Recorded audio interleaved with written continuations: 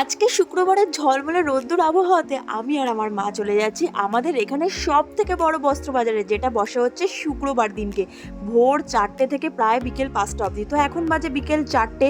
আর এই ব্লাউজ দুটো আমার কী যে ভালো লাগলো, আর কি আর বলবো, কালার দুটো কি সুন্দর, আর কাপড়ের কোয়ালিটিও খুব ভালো। মাকে বললাম মায়ের জন্য নিতে, কারণ মাই মেনলি শাড়ি পরে, আমি তো পরি না।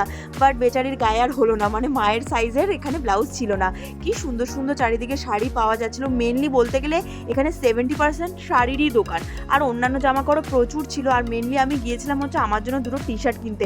আর এখানে দেখো মায়ের এই শর্ট কুর্তিটা পছন্দ হলো, যেটা নিল 200 রুপিস, সুতির মধ্যে ছিল, বেশ ভালো লাগলো। আর বুনুর জন্য নিয়ে নিলাম দুটো ইনার গার্মেন্ট, বেশ ভালো ছিল, কোয়ালিটিও ভালো ছিল, দামও খুব ভালো ছিল, আর স্কুলের জন্য লাগে। আর ফাইনালি আমার দুটো টি শার্ট খুব পছন্দ হলো, কোয়ালিটি খুব ভালো, দামও নিল মোটামুটি ওই 250 টাকা মতো এক একটা। এই পিঙ্ক কালারের টি শার্টটা তো আমার কারেন্ট ফেভারিট হয়ে গেছে, কি যে ভালো লাগছে কি আর বলবো।